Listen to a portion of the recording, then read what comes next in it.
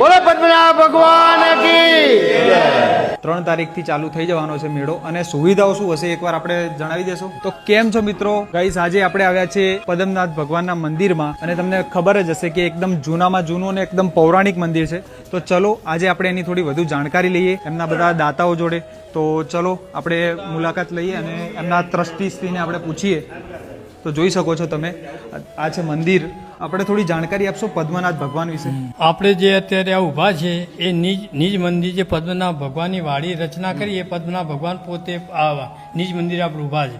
હવે આગળ એવો ઇતિહાસ હતો કે ભાઈ આગળ કળિયુગ આવે છે જે 9 અવતાર થઈ ગયા, 10મો અવતાર બુદ્ધ અવતાર જે પદ્મનાભ ભગવાન તરીકે ઓળખાણા એટલે હવે એમને એ રચના તો કરવી પડે. ત્યાં આગળ અહીંયા જે બધાને જે માટીકામ કરતા હતા લોકોને બોલાયા એ વખતે પદ્મનાભ ભગવાનના પિતાશ્રીને બધા આવ્યા એ કુરડીવાસના અંદર બિરાજમાન થાય છે અને કીર્તન કરતા કરતા ભજન કીર્તન કર્યા શહેરના અંદર ચારે જ્યોતનો પ્રકાશ અમે લઈને જઈએ છીએ, ચારે ભગવાનના સંગાતે લઈને જઈએ. 3 તારીખથી ચાલુ થઈ જવાનો છે મેળો અને સુવિધાઓ શું હશે એકવાર આપણે જણાવી દેશો. બોલો પદ્મનાભ ભગવાન કી જય.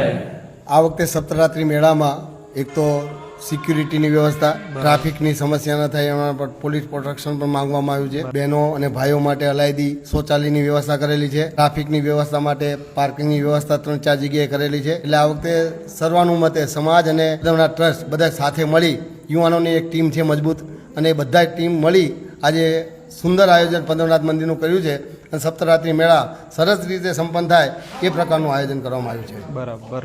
તો તમે જોઈ શકો છો કે બહુ પ્રોપર અને બધી રીતે સારામાં સારી તૈયારી કરવામાં આવી છે તો ભાઈઓ અને બહેનોને કંઈ તકલીફ પડવાની નથી. અમારે સપ્તરાત્રિ મેળાના પ્રારંભ પ્રસંગે જે પ્રજાપતિ સમાજના 9 દંપતી હોય છે એ પોતાના ઘરેથી મંદિરે અને મંદિરેથી ઘરે એવા 6 ફેરા એક રાતમાં ફરે છે. નવા વસ્ત્ર પહેરે છે, દરેક ફેરે અલગ અલગ મીઠાઈ ખાય છે, મોં મીઠું કરી અને ભગવાનના દર્શન કરીને ઘરેથી દર્શન કરીને અહીંયા આવે છે. એવા 6 ફેરા એક રાતમાં 6 ફેરા ફરવાના હોય છે અને 7મો ફેરો પટનો ફેરો જે આપણે સીધી સરોવર આગળ બહુચર માતાના મંદિરથી ભરાય છે ત્યાંથી 7મો ફેરો સંપન્ન કરે છે.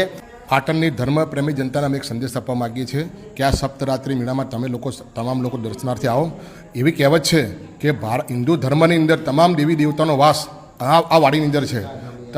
તમારે ક્યાંય 4 ધામની યાત્રા ના જઈ શક્યા હોય તો આ વાડીના તમામ ભગવાન દર્શન કરશો તો પણ એ તમારી અહીંયા ફળીભૂત થશે. એટલે પાટણની ધર્મપ્રેમી જનતાને અમે એવું કહેવા માગીએ છીએ તમે આ મારા આ મેળા